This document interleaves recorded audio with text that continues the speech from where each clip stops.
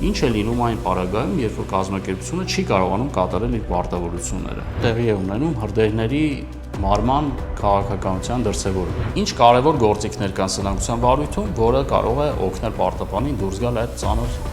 աներանելի վիճակից։ 2027 թվականի արդեն հուլիս ամսից ուժի մեջ կմտնի սնանկության մասին օրենսգիրքը, որը էականորեն արմատապես կփոխի սնանկության ոլորտի կարգավորումները։ Սնանկության վարույթի ռիսկերը միանգամից տեսանելի չեն։ Հաճախ են ասում, այ դու դիմում ես ներկայացրել եւ ինքդ սնանկ ես ճանաչվել, դա դու կանխամտածված ես արել։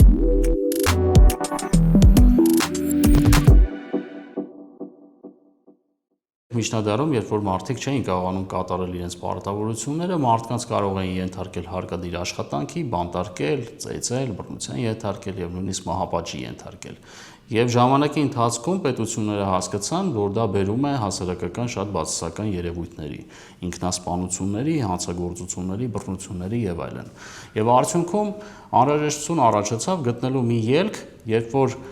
պետք է պարտապաններին փորձեինք տալ մի ելք, որ այդ անելանելի իրավիճակից դուրս գային եւ սկսեին նոր տնտեսական կյանք։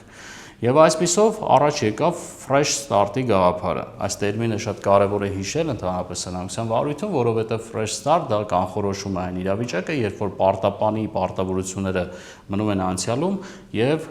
նա կարողանում է նոր էջից եւ նոր գծից սկսել ֆինանսատնտեսական կյանք։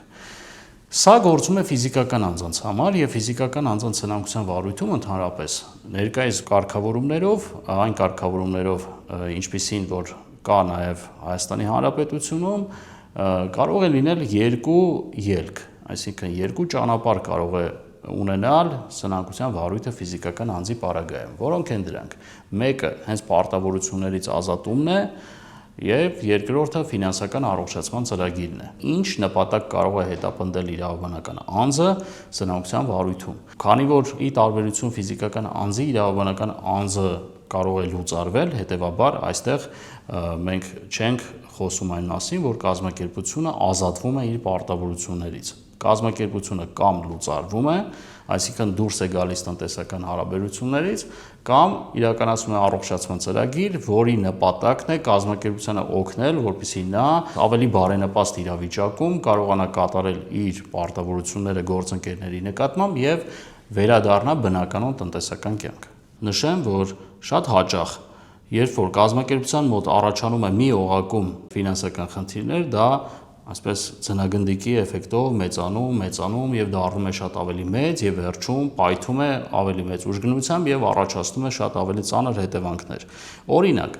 երբ որ կազմակերպությունը ունի սովորական բնականon բիզնես վարկ, ենթադրենք դիցուք 10%-անոց վարկ, ինչ է լինում այն պարագայում, երբ որ կազմակերպությունը չի կարողանում կատարել իր պարտավորությունները։ Ինչպես գիտեք, սովորաբար կիրառվում է տուգանային տոկոսներ եւ բանկերը, ֆինանսական կառույցները սկսում են կիրառել տուգանային տոկոսագումարներ։ Այսինքն այստեղ առաջ է գալիս այն միտքը, որ եթե չէր կարողանում կատարել 10% պարտավորությունը, ապա ինչպես պետք է կատարի օրինակ 40%-անոց պարտավորությունը, բնականաբար դա ենթադրվում է, որ հանգեցնելու է հետագայում ընդհանրապես կազմակերպության գործունեության խաթարման։ Երբ որ առաջանում է մի օղակում խնդիր, հաջորդ պահին գործընկերներից մեկը կարող է օրինակ դատական process սկսել պարտապանի նկատմամբ, արգելանք կիրառել, հայցի ապահովման միջոց կիրառել եւ արդյունքում սովորաբար ինչ է տեղի ունենում հրդեհների մարման քաղաքականության դրսևորում։ Այսինքն պարտապանը փորձում է լուծել իր համար հրատապ, սակայն ոչ ամենակարևոր հարցերը։ Այսպիսով, փորձելով դուրս գալ այս իրավիճակից, սակայն մյուս կողմից տուգանային տոկոսների այս հաշվեգրման, տարբեր իրավական հետևանքների առաջացման արդյունքում պարտապանը կարող է հայտնվել իրոք անելանելի վիճակում։ Այս պարագայում առաջ է գալիս սնանկության ինստիտուտի գործիքակազմը։ Ինչ կարևոր գործիքներ կան սնանկության վարույթում, որը կարող է օգնել պարտապանին դուրս գալ այդ ծանր անելանելի վիճակից։ Այստեղ ես կկիրառեմ մեկ այլ տերմին՝ մորատորիում։ Մորատորիում բառը լատիներեն բառ է եւ նշանակում է սառեցում։ Ինչ է սառեցումը։ Սառեցումը պարտավորությունների նկատմամբ կիրառվող այդ տույժերի, տոկոսների հաշվեգրման դադարեցումն է։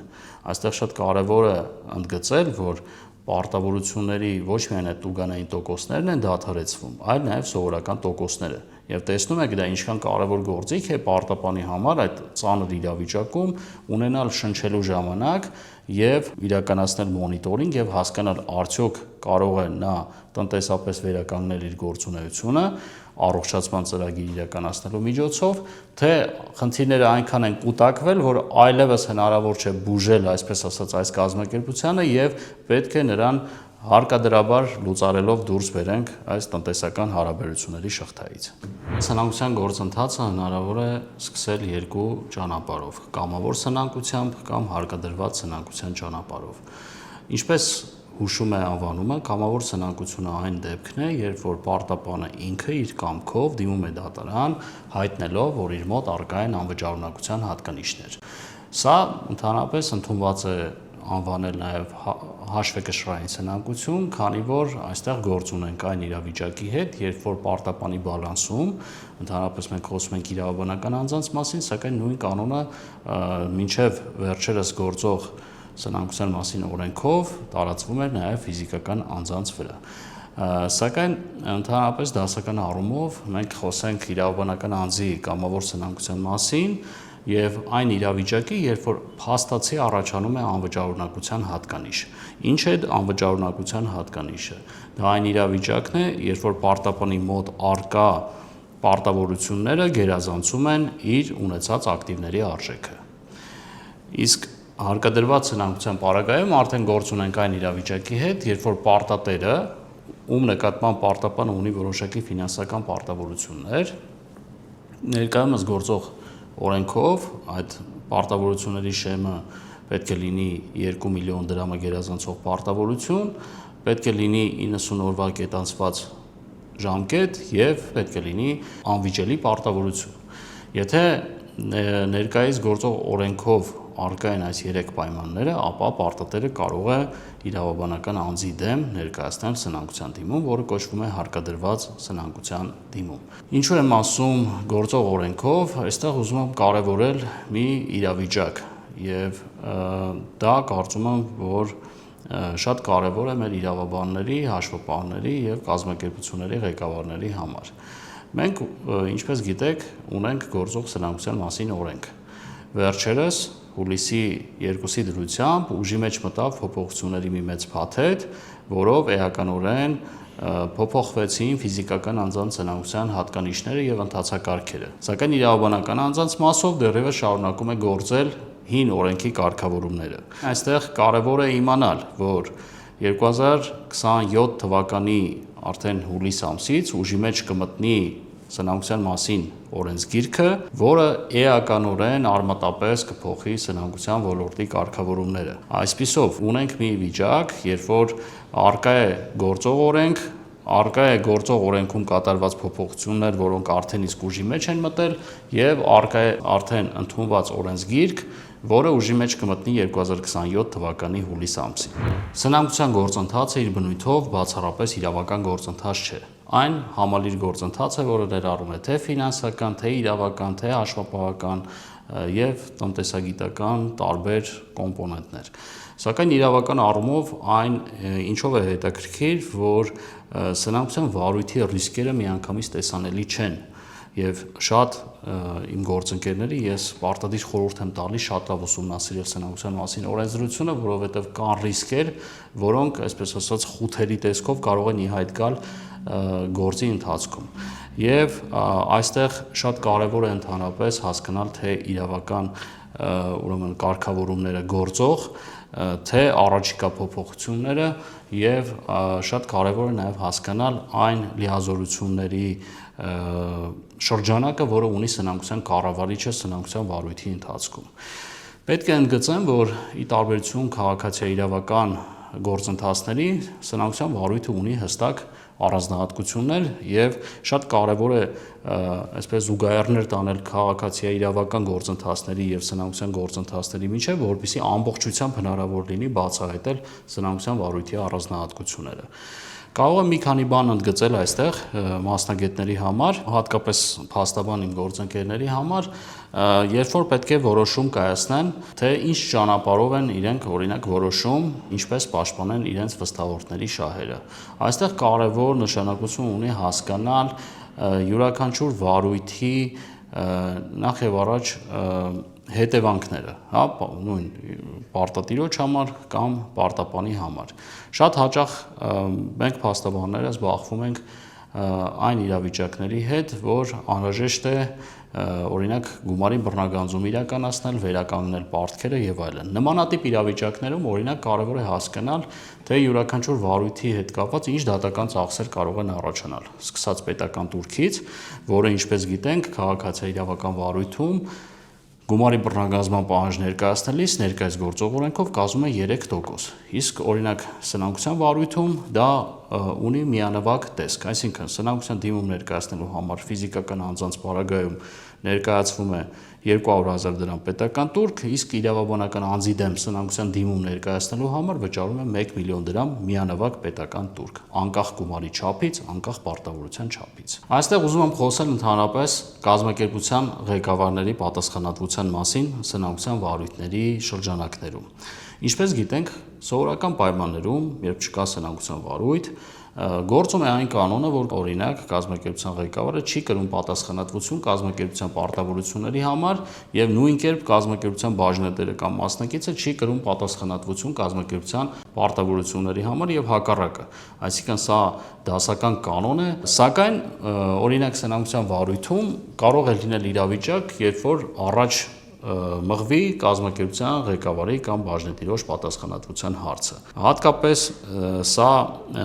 առաջ է գալիս այն դեպքերում, երբ սնանկության կառավարիչը իր լիազորությունների իրականացման շրջանակներում բացահայտում է, որ սնանկության վարույթից առաջ կամ ընթացքում կազմակերպության ղեկավարը թույլ է տվել որոշակի խախտումներ, որոնք հանգեցրել են օրինակ կանխամտածված սնանկության։ Ինչ է կանխամտածված սնանկությունը եւ ինչ հետևանքներ կարող է առաջացնել։ Ընդհանրապես թյուր կարծիք կա հասարակության մոտ, որ եթե դու դիմում ես սնանկության, դա կանխամտածված սնանկություն է։ Հաճախ են ասում, այ դու դիմում ես ներկայացրել եւ ինքդ սնանկ ես ճանաչվել, դա դու կանխամտածված ես արել։ Ես այստեղ ուզում եմ հստակ ընդգծել, որ բնականաբար, եթե օրենքով նախատեսված է նման հնարավորություն սնանկության դիմում ներկայացնելու, դա օրինաչափ է, այսինքն չի կարող մի կողմից լինել հնարավորություն սնանկության դիմում ներկայացնելու համար, իսկ մյուս կողմից լինի դրա համար քրեական պատասխանատվություն։ Բնականաբար այդպես չի լինում։ Կանխամտածված սնանկությունը ընդհանրապես այն իրավիճակն է, երբ բացահայտվում է, որ կազմակերպության ղեկավարը կամ որոշումներ կայացնող անձը թույլ է տվել այնպիսի գործողություններ, որոնց արդյունքում կազմակերպության մոտ առաջ են եկել անվճարունակության հատկանիշներ։ Այսինքն, օտարել է գույք, թաքցրել է գույք, փոշիացրել է կազմակերպության գույքը կամ ստեղծել է կեղծ պարտավորություններ, որոնց արդյունքում կազմակերպության պարտավորությունները ավելի շատ են, քան կազմակերպության ակտիվներն են։ Եվ սա է ընդհանրապես կանխամտածված սնանկությունը իր բնույթով եւ դա առաջացնում է հստակ պատասխանատվություն կազմակերպության ղեկավարների համար։ Մասնավորապես, սնանկության մասին օրենքով առկա է կարգավորում առ այն, որ եթե բացահայտվում է, որ կազմակերպության ղեկավարը թույլ է տվել այդպիսի գործողություններ, որոնք հանգեցրել են կազմակերպության սնանկությանը, ապա կազմակերպության ղեկավարը կարող է կազմակերպության պարտավորությունների համար կրել համապարտ պատասխանատվություն։ Սա կազմակերպության ղեկավարի պատասխանատվության տեսակներից մեկն է։ Սնանկության մասին օրենքով նախատեսված է պարտավորություն կամավոր սնանկության դիմում ներկայացնելու համար։ Այսինքն, այն դեպքում, երբ որ կազմակերպության ղեկավարը տեղեկանում է, որ կազմակերպության մոտ առկա է անվճարունակության հատկանիշ, այսինքն հաշվեկշռային անվճարունակության հատկանիշ, սա որ դեպքն է, այն դեպքը, երբ որ կազմակերպության ակտիվների արժեքը ավելի նվազեն, քան կազմակերպության պարտավորություններն են։ Այդ պարագայում արդեն իսկ առանց դատարանի կողմից հաստատման, այսինքն որ առանց որևէ դատական ակտի, գործում է այն կանոնը, որ կազմակերպության մոտ առկա է անվճարունակության հատկանիշ։ Եվ անվճարունակության հատկանիշ հայտնաբերելու պահից երկամսյա ժամկետում կազմակերպության ղեկավարը պարտավոր է կամավոր սնանկության դիմում ներկայացնել դատարան։ Եթե երկամսյա ժամկետում այդ պարտավորությունը չի կատարվում, ապա երկամսյա ժամկետը լրանալուց հետո ծագող պարտավորությունների համար կազմակերպության ղեկավարը կազմակերպության այդ պարտավորությունների համար կրում է սուբսիդիար պատասխանատվություն։ Սուբսիդիար պատասխանատվությունը այն իրավիճակն է, երբ որ անձը պատասխանատվություն է կրում այն չկատարված պարտավորությունների համար, որոնք մնացել են կազմակերպության գույքը օտարելուց հետո։